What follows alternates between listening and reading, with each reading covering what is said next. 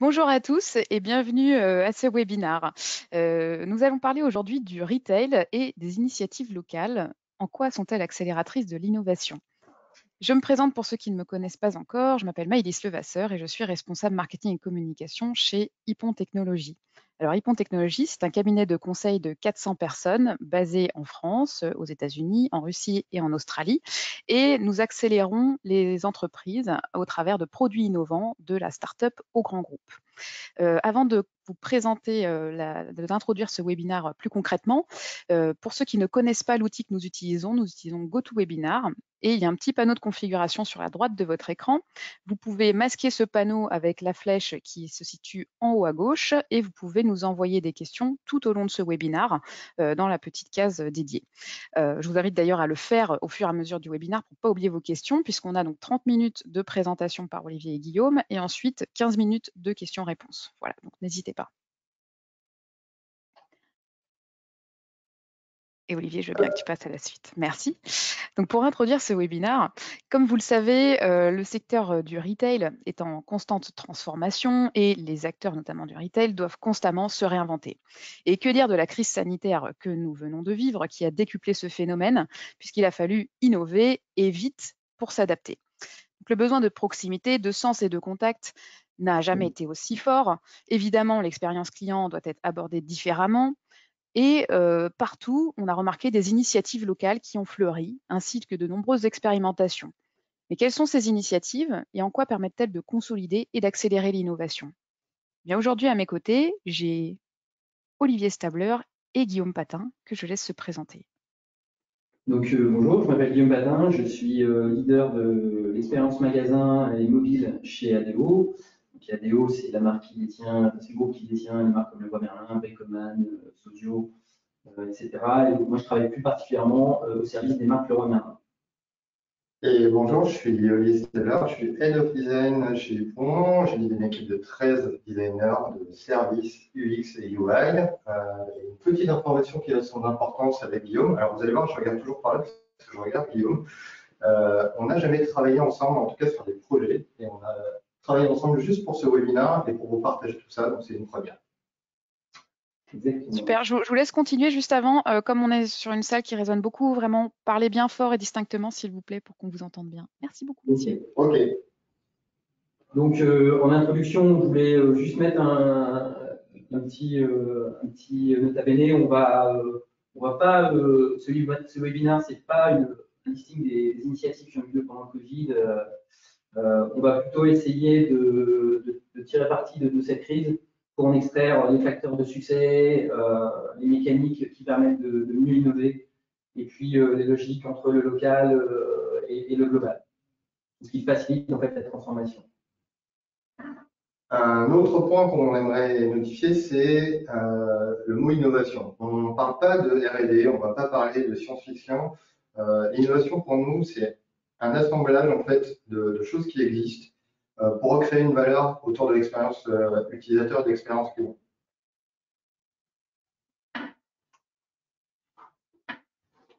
C'est à toi, Maëlys.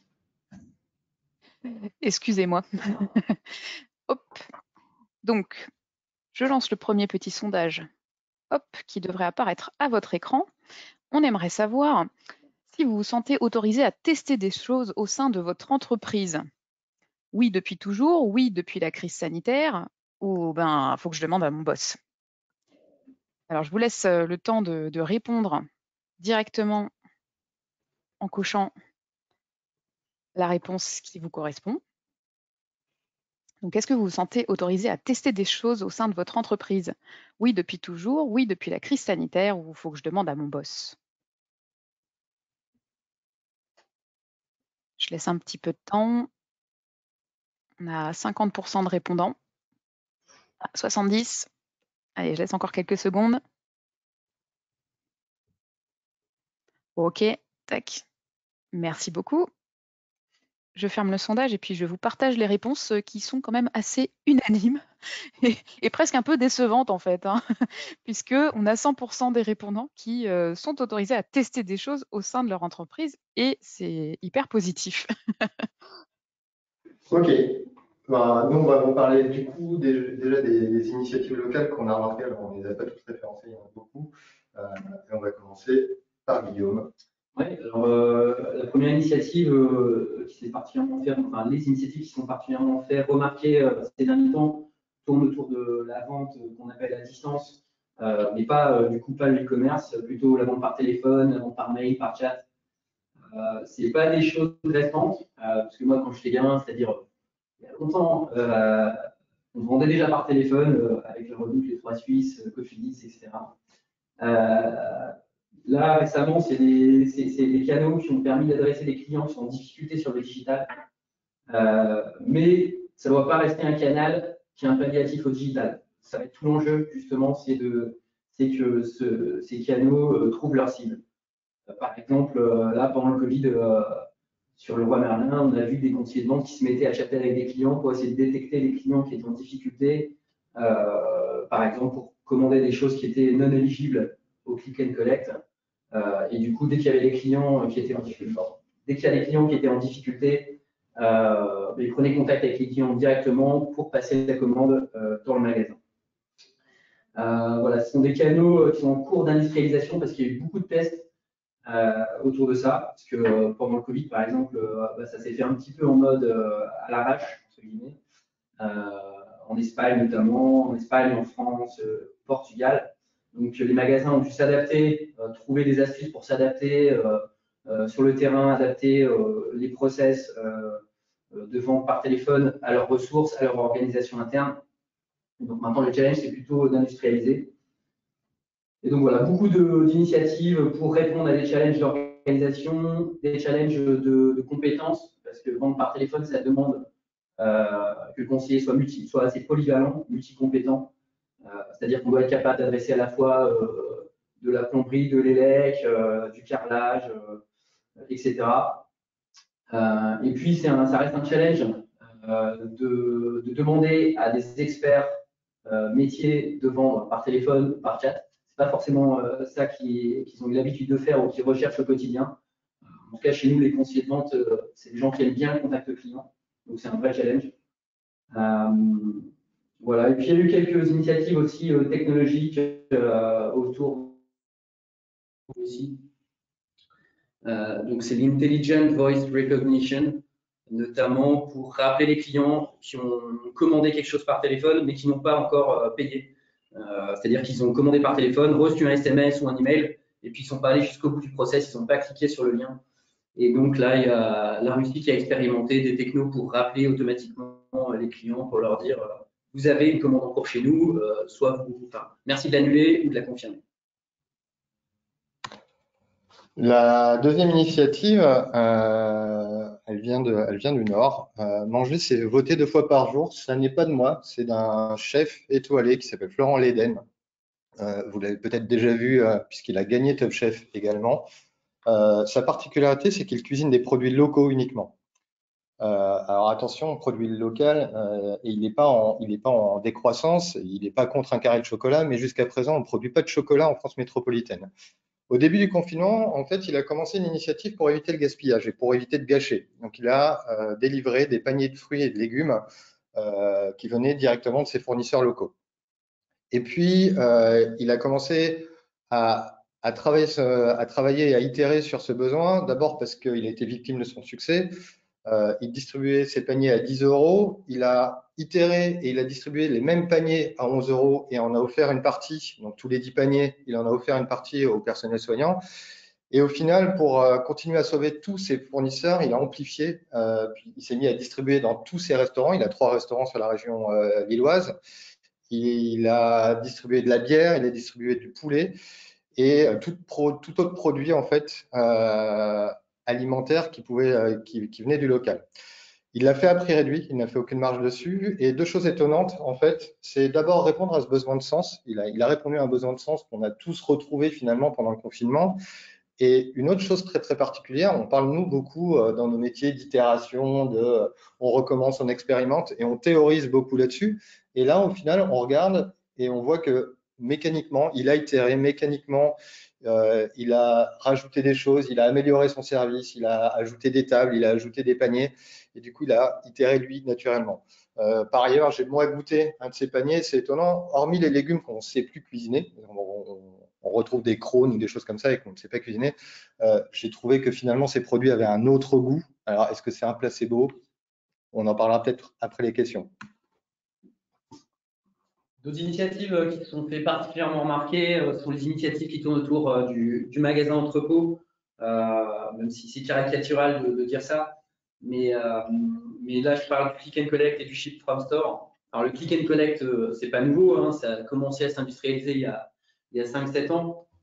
Mais ce qu'on veut mettre en avant là, c'est qu'aujourd'hui, le critère de rapidité de livraison dépasse le critère du produit, c'est-à-dire qu'on est capable de faire des concessions sur le produit. Ce qu'on veut, par contre, c'est quelque chose rapidement, tout de suite. Et donc, en ça, le click and collect ou le ship from store peuvent apporter des réponses.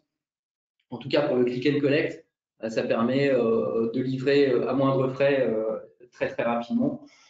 Chez Leroy Merlin, on a vu des clients qui ont fait des concessions sur le produit. Par exemple, une dame qui voulait repeindre son mur en bleu canard, puis manque de bol, il n'y avait plus de bleu canard. Donc, elle a acheté du vert, du gris, et puis elle s'est fait un verre de gris, et puis voilà, ça lui allait bien. Et on a vu également des clients qui faisaient des concessions sur les conditionnements. Par exemple, le client qui vient en magasin, qui veut un sac de terreau de 20 kg, il y a plus de 20 kg, donc il a pris 10 sacs de 2 kg. Parce que c'est tout ce qu'on avait à disposition. Donc tout ça pour dire que c'est des initiatives qui cherchent à répondre à un critère d'immédiateté de la livraison. Le magasin là-dessus est idéalement placé pour répondre à ce challenge-là, puisque les entrepôts web ont souvent une gamme plus courte, et en tout cas pendant la crise se sont retrouvés complètement engorgés. Quelques initiatives sympas qu'on a vues en Pologne. Par exemple, le click and collect s'est retrouvé comme critère par défaut lors d'une commande web. On a vu également la Pologne, Leroy Merlin en Pologne, faire appel aux taxis, aux sociétés de taxi pour livrer depuis le magasin, pour faire du ship from store, pour augmenter sa force de frappe parce que les livreurs étaient complètement saturés. Voilà, donc, et puis d'une manière générale, le gros challenge dans les magasins pour adapter les process de click and collect et de ship from store à leur contexte terrain, encore une fois, comme la vente par téléphone, les ressources, l'organisation. Voilà. Une autre initiative, c'est Pôle emploi qui, depuis 2014, en fait, a monté son lab. On pourrait vous parler du lab, mais c'est pas vraiment le sujet. Au-delà du lab, il a monté un concours d'initiatives locales. Donc, Pôle emploi invite à Paris les porteurs d'idées locaux et ces porteurs d'idées vont concourir avec l'aide d'un designer de service à la demi-finale. Ils vont présenter leurs idées qui va être formalisée par un designer de service. Et puis, 3 idées sont sélectionnées et ces 3 idées retournent en local pour être approfondies, testées en local, vérifier si tout fonctionne. Et le designer de service fait le voyage. Le designer de service, qui est peut-être parisien ou d'ailleurs, va accompagner finalement son nouveau partenaire pour faire les tests utilisateurs et tout ça. On sait aussi que EDF, par exemple, ou que Cdiscount proposent ce même type d'initiative, donc pas forcément toujours en ce qu'on appelle du local, c'est-à-dire c'est pas complètement décentralisé, mais sont des porteurs d'initiatives qui viennent des bureaux, qui viennent pas du siège. Une troisième initiative qu'on a souhaité mettre en avant avec Olivier, c'est alors pour le coup, c'est pas une initiative du magasin, mais c'est une initiative locale, mais du siège. C'est-à-dire c'est le siège local. Le siège local qui a pris cette initiative, ouais, tout à fait, le siège de Leroy Merlin en Roumanie. Et là, c'est plutôt pour répondre à un besoin de sens. Ça répond vraiment à une démarche il y a un trend de trouver du sens dans ce qu'on fait. Et donc, Leroy Merlin en Roumanie s'est associé avec des associations civiles, avec Auchan, avec Ikea et avec Orange pour créer un hôpital de campagne. Le deal, c'est que quand Leroy Merlin en Roumanie a racheté Baomax il y a quelques années, il y a des magasins Baomax qui se sont retrouvés sur le carreau, entre guillemets, malheureusement, puisqu'ils étaient trop proches d'un magasin Leroy Merlin. Et donc, des magasins qui étaient vides. Et l'idée est venue de mettre à disposition ce magasin. Orange est venu câbler le magasin, Ikea a apporté des meubles, de la déco, etc., etc. Et puis les assos sont venus assembler le tout. Et donc ça a créé un vrai hôpital de campagne et ça a fait un gros buzz, ce qui n'était pas du tout recherché au départ. Hein. C'était pas une opération marketing, c'était vraiment une opération de solidarité. Et ça a fait un tel buzz qu'il y a eu la visite du président, la visite du gouvernement. Et le roi Merlin est passé devant l'acteur historique Dedeman, l'acteur historique roumain en termes de réputation, en tout cas pendant cette période-là. Donc, ce n'était pas quelque chose qui a été cherché, c'est plutôt une conséquence. Du coup, maintenant, on va essayer de retirer de toutes ces initiatives et de ce qu'on connaît avec Guillaume, les facteurs clés de succès en fait de l'innovation en local. Et le premier, la culture de l'expérimentation, c'est quelque chose qui est fondamental. Concrètement, quand on parle de culture de l'expérimentation, on parle déjà d'être explicite sur le droit au test, être explicite sur le fait qu'il y en a le droit qu'une initiative échoue. Sans quoi les initiatives, si on n'est pas explicite là-dessus, les initiatives, je pense, te mettent en position de subordonné. Valoriser aussi, concrètement, valoriser les collaborateurs qui essayent des choses. Lâcher le contrôle sur les expérimentations. Voilà, on lâche les mains et on lâche le bidon et puis on laisse faire. Et puis concrètement aussi, pas créer de structure centrale a priori, mais favoriser le fait que les gens qui essayent des choses se parlent en fait. Donc favoriser le fait qu'ils essayent et favoriser le fait que ceux qui essayent se parlent pour se coordonner naturellement en fait. Donc voilà, on parle de faire confiance à l'esprit d'entreprise. A priori, tout le monde veut plutôt améliorer sa situation, tout le monde veut améliorer la situation de l'entreprise. Et si c'est pas le cas, s'il y a des gens qui sont mal intentionnés, bah, je pense qu'ils se font vite repérer et puis bah, il faut le traiter le problème autrement. Par exemple, chez Leroy Merlin, par rapport à cette culture, moi j'ai participé à ce qu'on appelle des journées inventées demain. Donc c'est des groupes de travail qui se réunissent qui sont constitués entre des gens du siège et des gens du magasin et qui vont s'ouvrir au monde pour voir ce qui marche ailleurs et essayer de l'importer dans l'entreprise ou en tout cas développer des idées à partir de ça. Concrètement, bah, chez nous, c'est le management qui autorise à prendre des initiatives. Par exemple, je crois que mon boss est dans l'assistance et je ne pense pas lui avoir demandé l'autorisation de faire ces webinaires. Bon, on verra si je suis là demain, mais je ne pense pas.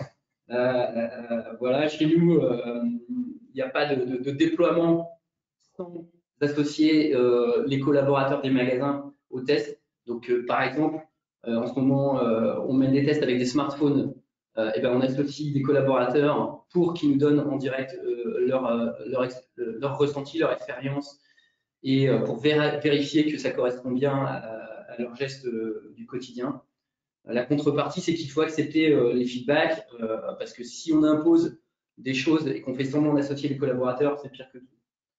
Voilà. Chez nous encore, d'autres exemples, chaque magasin a ses axes d'expérimentation selon un petit peu le dada du management du magasin, que ce soit logistique, relation client.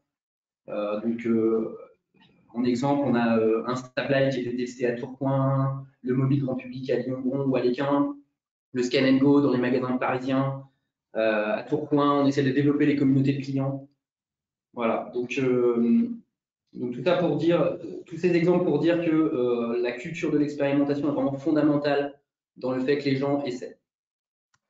et je vais répondre peut-être à une question avec le concept suivant. On parle de shitty first draft. Ça vient d'Ernest Hemingway qui quand il écrivait son premier draft, disait qu'il était nécessairement merdique et que c'était volontaire.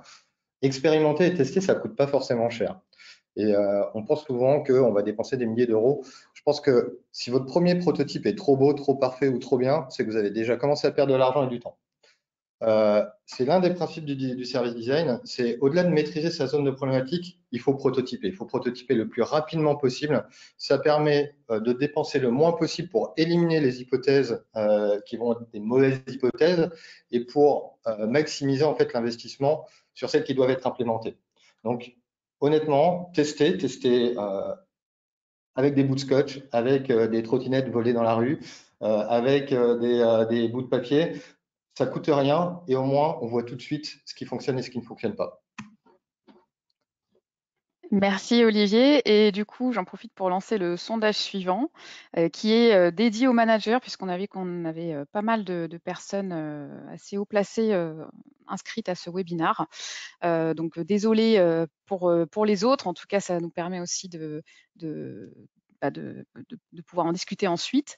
Donc, question dédiée aux managers. En cas d'expérimentation ratée, comment réagissez-vous? Alors, il y a une ou plusieurs réponses qui peuvent convenir. J'en débriefe avec le collaborateur pour voir ce qui n'a pas marché. Je lui demande d'arrêter et de se concentrer uniquement sur son activité, ou je l'encourage à recommencer. Il n'y a pas de bonne ou mauvaise question. L'idée, c'est d'être vraiment honnête et transparent. Je pense qu'aussi ce webinaire vous permet de voir les initiatives voilà, qui marchent et la façon dont fonctionne notamment le groupe ADO. Donc voilà, l'idée, c'est qu'on débatte aussi en fonction de vos réponses. Je vous laisse voter. Donc, en cas d'expérimentation ratée, comment réagissez-vous? J'en débrief avec le collaborateur pour voir ce qui n'a pas marché. Vous lui demandez d'arrêter et de se concentrer sur son activité, ou vous l'encouragez à recommencer. Il y a quand même deux réponses qui sont compatibles. Hein. Oui. Il y a un piège. Il y en a qui sont compatibles et d'autres incompatibles. On ne pourra pas vérifier. Hein. Ok, je vais bientôt clôturer. Je vois qu'il y a encore des gens qui sont en train de répondre. Je laisse encore un peu de temps. Ok, c'est bon. Alors, je vous partage les réponses. Donc, on a 75% des managers de l'assistance qui débriefent avec le collab pour voir ce qui n'a pas marché déjà. C'est plutôt très positif. On en a 42% qui encouragent à recommencer. Et on en a 8% qui lui demandent d'arrêter et de se concentrer sur son activité. Est-ce que vous pouvez dire là-dessus, Olivier et Guillaume? Je pense que en débriefer pour vérifier ce qui n'a pas marché, c'est déjà l'essentiel. Mais en fait, dans l'innovation, au final, ce qui est important, c'est le droit à l'erreur et c'est l'encourager à recommencer.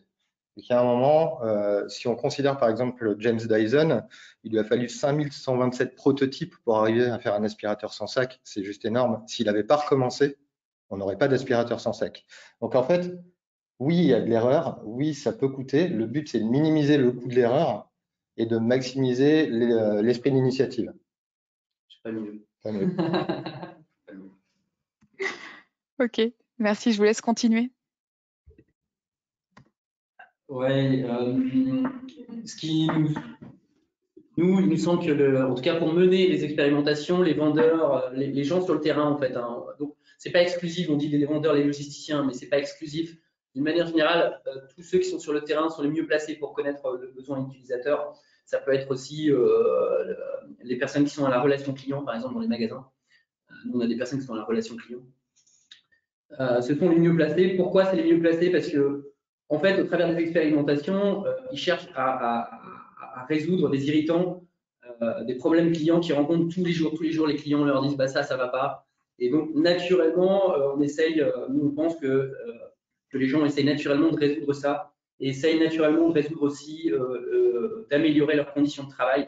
Parce que finalement, s'ils résolvent les problèmes clients, ils se sentent valorisés, ça améliore leur motivation au travail, ça améliore leur contentement, leur satisfaction de venir le matin. Par contre, comme ils sont déjà très chargés naturellement, il faut vraiment que ce soit une culture, quelque chose qui soit incité et quelque chose qui soit naturel chez eux, parce que la charge de travail fait que naturellement, ils vont plutôt avoir tendance à pas le faire. Donc pour que ça vienne des gens, il faut qu'ils aient vraiment la motivation intrinsèque de le faire, d'améliorer les choses et pas que ce soit imposé, parce que ça peut être contre-productif. Alors il y a des contre-exemples qui existent. Parfois on impose des choses aux gens sur le terrain, mais là on parle plus de stratégie d'entreprise sur des changements, sur des ruptures que sur de l'amélioration continue. Pour innover, on pense aussi que l'intelligence collective est au cœur en fait de cette dynamique d'innovation. Et l'une des mécaniques essentielles de l'intelligence collective, c'est d'aplanir la hiérarchie. Ça ne veut pas dire la supprimer, c'est de l'aplanir. En local, de fait, cette dynamique, elle existe déjà. On aplanit la structure formelle, donc c'est-à-dire la structure hiérarchique, au profit de structures informelles et de structures de création de valeur. La structure de création de valeur, c'est je règle des problèmes. Je règle des problèmes au quotidien et je règle mes problèmes du quotidien. Comme le disait Guillaume tout à l'heure, en fait, au final, naturellement, les gens en local vont régler leurs problèmes au quotidien et vont essayer d'améliorer leurs conditions de travail. Et la structure informelle en local, elle existe, de fait, elle existe puisque les employés se côtoient physiquement, discutent ensemble, partagent les mêmes problèmes. Et du coup, ça crée en fait le climat et la zone où on va pouvoir commencer à parler d'intelligence collective.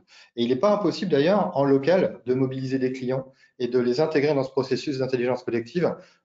Et qui mieux que le local et qui mieux qu'un vendeur est mieux armé pour solliciter un client, solliciter un utilisateur dans le magasin pour lui dire on a une initiative d'innovation, venez, je vous donne un flyer et vous nous rejoignez dans une semaine, on travaille sur votre problème.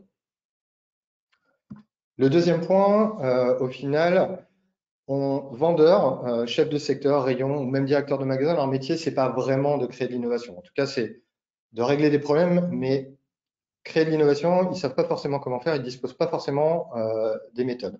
Le but du jeu, c'est d'associer des gens qui savent innover ou qui connaissent les méthodes d'innovation pour l'optimiser et des gens qui ont la connaissance. La connaissance vient du local et le Startup Studio, en fait, ça permet d'apporter ces compétences et d'optimiser l'innovation et de la formaliser surtout, pour pouvoir ensuite la présenter en centrale et pour que si cette innovation et si ces idées sont porteuses, elles puissent être déployées après aux autres magasins, aux autres enseignes du local.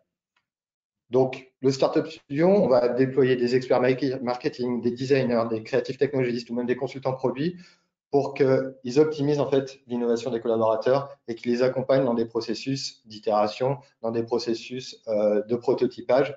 Et comme ça, ils disposent de ces compétences qui sont d'habitude réservées aux centrales. Le dernier point, désolé, je parle beaucoup, c'est le partage. Et le partage, en fait, c'est le partage de tout. Je ne vais rien vous apprendre, mais pour innover, il faut partager l'information. Ça, c'est la base. En revanche, le local, fort de sa culture orale, en fait, partage déjà ces informations. Il partage ses informations à la pause café, il partage ses informations quand il sort du bureau.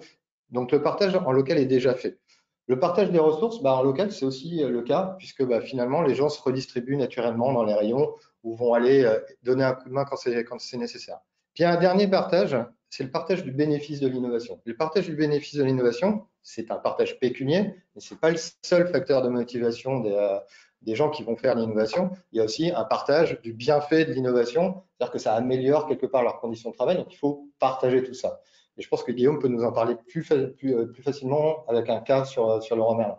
Oui, ça fait partie de nos fondamentaux, de nos valeurs, hein, de partager le partage chez ADO, c'est le partage du pouvoir, le partage du savoir, le partage de l'avoir, le partage du vouloir. Voilà. Donc le partage, en l'occurrence, là on parle du partage de l'avoir, c'est-à-dire que si on a une expérimentation, une initiative qui est intéressante et qui montre son retour sur investissement localement, on peut la reprendre et la décupler et faire en sorte que tout le monde adopte cette best practice. Et du coup, les bénéfices de l'expérimentation sont complètement décuplés et finalement, c'est tout le monde qui bénéficie du retour sur investissement. Donc ça, c'est quelque chose qui est fondamental dans notre façon de faire. Donc, si on veut conclure, si j'arrive à passer le slide, finalement, avec tous les éléments qu'on a vus, le local dispose de tous les atouts nécessaires à de l'innovation pragmatique. L'innovation pragmatique, c'est ce dont on parlait au début du webinaire. C'est une innovation qui va assembler des choses et créer de la valeur. Et on vous a préparé quelques takeaways. Je vais commencer par ne pas centraliser de prime abord. Donc, faire en local et tout ce qui fonctionne, le récupérer et l'industrialiser. Le deuxième point qui nous semble fondamental, c'est de mettre en place la culture de l'expérimentation. Alors, c'est une phrase qui paraît un peu simple, qui est simpliste, mais qui est, en fait, ça sous-tend plein de choses. Ça sous-tend d'être explicite sur le droit à l'échec, sur le droit d'expérimenter, de tester des choses, mettre en valeur les gens, mettre en place des groupes de travail pour inventer, pour innover. La troisième takeaway, c'est le management et l'intelligence collective sont des supports en fait. Et le management va venir, et on parle là du management central, va venir donner les moyens finalement au local d'innover. Et l'intelligence collective, c'est, comme je vous le disais tout à l'heure, aplanir les structures hiérarchiques, réinstaurer des dynamiques de jeu, réinstaurer le droit à l'erreur pour que tout se passe bien et que tout fonctionne. Le quatrième point, c'est une analyse objective du retour sur investissement et de la création de valeur en termes d'expérience client ou collaborateur. Donc nous, ce qu'on essaye de faire, c'est pas systématique encore, mais c'est des choses qu'on essaye progressivement de développer, c'est que toute initiative en fait soit analysée en termes de création de valeur. Donc ça peut être simplement en termes de ROI, mais aussi en termes de on analyse les feedbacks clients, les feedbacks collaborateurs pour voir si ça crée de la satisfaction ou si ça en détruit. Et donc ça c'est fondamental aussi pour industrialiser. Le dernier, takeaway, donner les moyens aux équipes, donner les moyens en temps. Innover, ça prend du temps. Régler des problèmes, ça prend du temps. Donc, c'est pas que des moyens pécuniaires, encore une fois. Et surtout, si vous savez pas par où commencer, vos équipes savent déjà sur quoi commencer. Et elles peuvent déjà cranter sur ce qu'elles savent déjà et sur ce qu'elles peuvent améliorer déjà. Donc, on peut commencer rapidement et on peut commencer à innover rapidement parce qu'on sait déjà des choses et qu'il y a déjà des choses à améliorer. En tout cas, on vous remercie de nous avoir écoutés et on vous propose de poser des questions ou de débattre. Ou les deux. Super, merci beaucoup à tous les deux, c'était hyper intéressant. Alors j'ai déjà quelques questions dans le chat, donc je vais vous les dire. Alors une question pour Guillaume. Pouvez-vous nous partager une expérimentation ratée du groupe ADO? Une expérimentation ratée, ouais, par exemple là en France, on a pendant le Covid, il y a des magasins qui sont, vous savez, dans les magasins de Leroy Merlin en France, la relation client est dans chaque magasin. Donc dans chaque magasin, vous appelez le magasin, vous tombez sur ce qu'on appelle la relation client. Donc c'est 2-3 personnes. Et il y a des magasins qui sont associés pour essayer de créer des clusters en fait, de relations clients. Donc des regroupements en fait de services relations clients par groupe de 3 à 4 magasins. Et ça n'a pas marché. Je pense que ça n'a pas marché pour des problèmes d'organisation et de ressources. C'est-à-dire que c'est compliqué de détacher ou de demander à une personne d'aller travailler pour d'autres magasins certains jours. Donc ça a été arrêté. Ok, très bien, merci. J'ai une autre question. Comment les entreprises locales peuvent être accompagnées? Fonds propres, levée de fonds, aide publique? Est-ce que vous pouvez nous en dire plus? Alors, c'est pas qu'une question de moyens. Après, c'est un peu compliqué. On peut peut-être parler de Leroy Merlin, en fait, comment ça fonctionne chez Leroy Merlin en termes d'innovation. Oui, volontiers. Donc, l'entreprise Leroy Merlin finance des innovations sur ses fonds propres. Il peut y avoir, voilà, si vraiment il est, je ne l'ai jamais vu, je sais pas, je ne suis pas dans les petits papiers de la finance, mais je pense que l'ADO peut soutenir des très grosses expérimentations, mais l'idée c'est plutôt que chacun finance ses propres innovations, que ce soit au niveau du magasin. Donc le magasin prend sur son budget, sur ses fonds propres, sur ses deniers pour expérimenter. De même que Leroy Merlin, s'il y a des choses à plus grande échelle, prend sur ses fonds propres pour expérimenter. Et ça, moi, ça me semble essentiel d'être honneur de son budget, parce que finalement, si on est directement responsable, si on prend sur son propre argent pour tester les choses, on a vraiment envie que ça marche pas. En tout cas, si ça marche pas, on a perdu l'argent. Après, d'expérience, il faut savoir que le coût en fait de l'expérimentation est largement inférieur à ce que peut rapporter une réussite en fait. Donc en fait, le rapport entre l'expérimentation et comme on l'a vu, on n'est pas obligé de faire des expérimentations énormes, mais le rapport entre la réussite et ce que ça peut rapporter et le coût d'une expérimentation n'a absolument rien à voir. Donc il vaut mieux faire plein d'expérimentations qui failent et essayer de les financer à minima. Ça ne demande pas beaucoup de moyens. Encore une fois, je vous ai montré, c'est un local, des bouts de scotch et quelques post-it pour expérimenter. Et après, c'est demander à des utilisateurs dans la rue. Donc, ça ne demande pas forcément beaucoup de moyens. Et cette expérimentation, elle n'est pas chère par rapport à ce que ça peut rapporter derrière. Super, merci.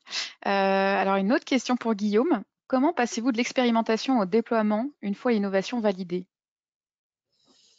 Il y a plusieurs cas de figure. Il n'y a pas un cas de figure. Ce qui marche bien en général, si on parle d'une initiative du siège qui est expérimentée conjointement avec les magasins, on va prendre le cas concret des smartphones. Donc là, le siège est en train de tester des smartphones avec les magasins. Si 2-3 magasins sont contents des smartphones, là, on va généraliser assez facilement, parce qu'on considère qu'on aura suffisamment de retour terrain. Si on part plutôt d'une expérimentation magasin, là, ça marche plutôt par influence. Donc, ce qui est bien, c'est que le magasin essaye déjà de propager à l'échelle de sa région son expérimentation, donc à l'échelle des magasins voisins, à l'échelle de sa région. Et puis ensuite, ça arrive progressivement comme ça, de proche à proche, ça arrive au siège. Et là, le siège essaye de pousser dans les autres régions. Mais il n'y a pas, voilà, il n'y a pas de process écrit. Ok, Ça répond à la question. je pense, je laisserai Mathieu confirmer. Il y a une précision de Jean-Manuel, je le remercie pour quand on parlait des aides pour les entreprises. Il dit financement, pensez à solliciter l'INPI et BNI pardon, pour les gros projets. Voilà, Aussi. petite précision. Mais Ok, si on en revient à cette méthode d'itération, enfin, le premier prototype, honnêtement, ne doit rien coûter. Après, effectivement, il y a des phases d'incubation qui sont un petit peu plus coûteuses. Et là, dans ce cas-là, aller solliciter effectivement des organismes de ce type-là devient intéressant. La première expérimentation, le test terrain, ne coûte pas assez pour aller solliciter forcément des gens comme ça. Après, juste pour revenir à la question précédente là, sur comment est propagée une expérimentation, moi, ce qui me semble, moins il y a de débat sur le fait que ça marche, plus c'est facile. Et donc, pour pas qu'il y ait de débat, il faut qu'il y ait des retours objectifs, soit en termes de ROI, soit en termes de feedback client ou collaborateur. Donc, plus on est capable d'apporter comme ça des réponses factuelles sur ça crée de la satisfaction client ou ça crée des sous, forcément, plus les gens vont dire bah ouais, là je peux pas dire que ça marche pas. Et donc, plus le changement, plus le déploiement sera facile. C'est un des problèmes majeurs en fait de l'innovation, c'est qu'elle est pas, enfin les tests et l'expérimentation parfois ne sont pas mesurés ou sont mal mesurés. Et du coup, finalement, il y a un débat juste sur le résultat du test. Et du coup, ça freine l'innovation, voire ça peut faire abandonner l'innovation. on a d'autres questions qui arrivent. Guillaume, comment vous tenez-vous au courant des initiatives locales en termes de pays? Quelle est la synergie qui est mise en place? Là, concrètement, nous, on met en place, on a un réseau en fait de personnes avec qui on entretient des relations au quotidien.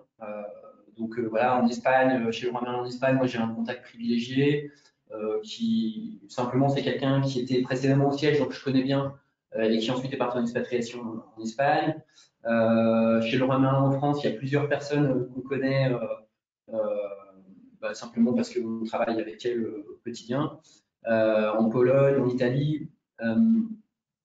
En général, on essaie de se raccrocher quand même aux structures organisationnelles. Donc, par exemple, moi, je suis responsable du domaine de l'expérience magasin et mobile. Et donc, j'essaie de me rapprocher à mes homologues en business unit, au siège. J'essaie de passer par eux, soit par les gens qui sont responsables du mobile, clients ou collaborateurs, ou de l'expérience. Et donc, ça facilite. Donc, on crée comme ça un réseau. On échange très fréquemment. On fait beaucoup de benchmarks avec eux. Donc, on formalise des benchmarks sur tout ce qu'ils sont en train de faire. On organise des partages, ensuite des relectures de ces benchmarks. Donc là, par exemple, là récemment, on a fait avec un groupe de travail un benchmark sur les initiatives qui ont émergé pendant le Covid. Et puis, il y a des structures aussi plus formelles, il y a des synergies plus formelles qui se mettent en place de temps en temps sur des thématiques, par exemple sur la thématique du mobile collaborateur en magasin. Donc, il y a des structures plus formelles qui se réunissent 1 ou 2 fois par an, où là les gens expliquent ce qu'ils sont en train de faire, ce qu'ils testent, ce qui a marché, ce qui serait bien industrialisé. Donc, voilà, il y a plusieurs structures. Ok, très bien. Une autre question, est-ce qu'il n'y a pas eu des ruptures sur les commandes click and collect? Si oui, comment gérez-vous? Sinon, comment avez-vous fait pour éviter ces ruptures? Extrêmement précis. Oui, il y a eu beaucoup de ruptures en magasin. C'était même après la reprise, l'ouverture. Moi-même, quand je me prenais dans les magasins, il y avait certains rayons qui étaient quasi vides à 70%. Donc il y a eu énormément de ruptures, simplement aussi parce que nos fournisseurs étaient submergés par la demande. Il y avait une capacité de production ou de livraison réduite, donc ils n'arrivaient pas à nous fournir, à nous réapprovisionner suffisamment à temps. Donc comment on a géré? Au mieux. Non, mais il y a beaucoup de. Par exemple, moi-même, en tant que client, j'ai essayé de commander des choses pendant le Covid en click and collect, mais je ne pouvais pas. En fait, on me disait qu'il n'y avait pas suffisamment de créneaux ouverts. Donc à un moment donné, simplement le click and collect était saturé, donc les clients ne pouvaient plus commander en click and collect. D'où le développement aussi de la vente par téléphone, parce que quand on n'arrivait pas à vendre en click and collect, on essayait par téléphone, et là les conseillers de vente passaient directement la commande dans nos systèmes. Mais je crois que ça a été compliqué, c'est des périodes qui ont été compliquées. On a géré au mieux les ruptures. Ouais, pour tout le monde, hein, pour tous les acteurs du retail. Hein. Pour tous les acteurs du retail et pour les acteurs aussi qui proposent des marques propres aussi.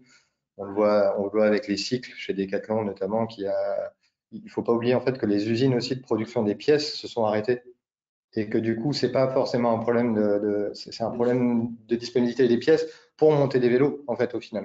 Donc il y a plein d'éléments comme ça qui font que les stocks se sont appauvris. Est-ce qu'il y a une vraie solution là-dessus à part la patience? Un minimum, nous, ce qui a été fait, c'est que tout le monde était sur le pont du click and collect pendant la crise. Parce que de toute façon, le magasin, à un moment donné, les magasins étaient fermés, il n'y avait que ça qui était ouvert. Il n'y avait que le service retrait qui était ouvert. Donc, tout le monde était sur le pont du click and collect. Donc, les magasins se sont réorganisés pour mettre un maximum de force de frappe là-dessus. Je l'ai dit, en Pologne, il y a eu aussi des initiatives de livraison par taxi pour désengorger les livreurs qui étaient complètement saturés.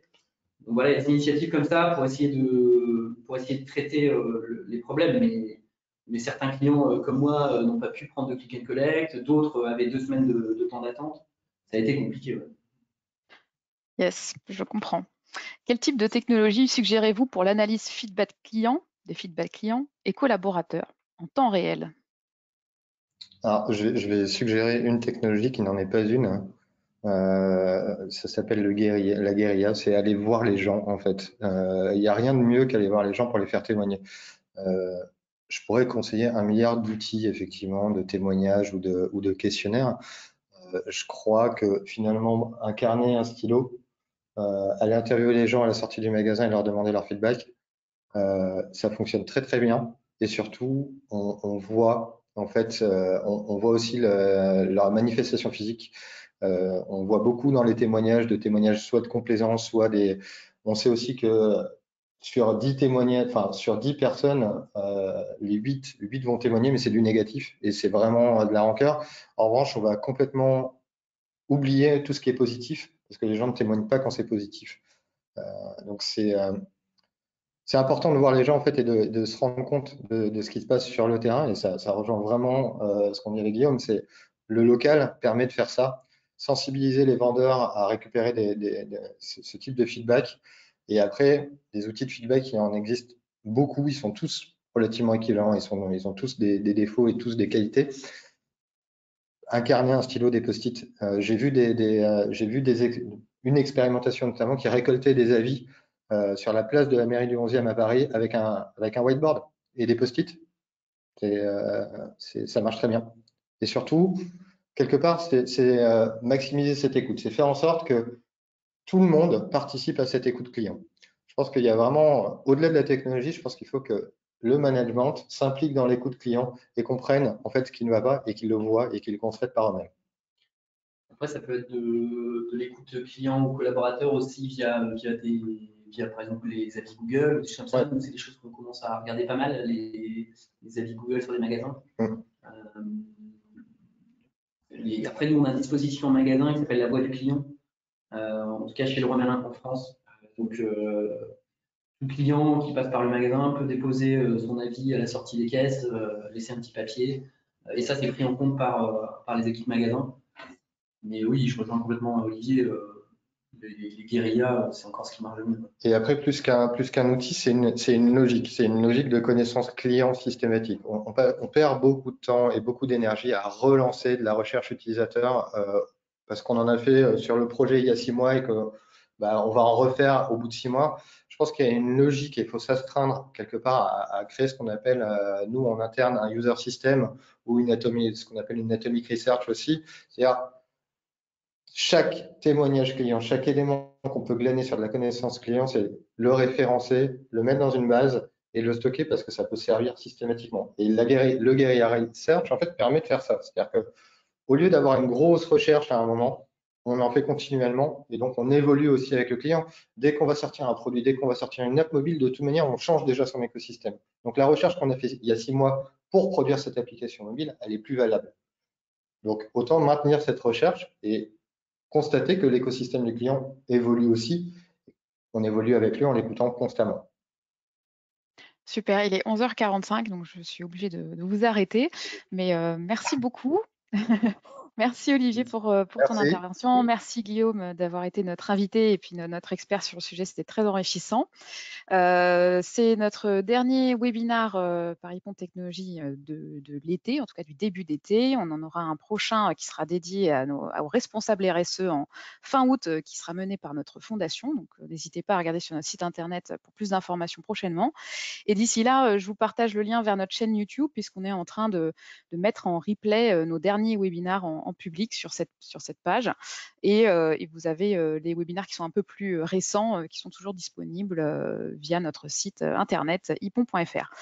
Merci à tous et un très bon début d'été et très bonnes vacances pour ceux qui s'en vont prochainement.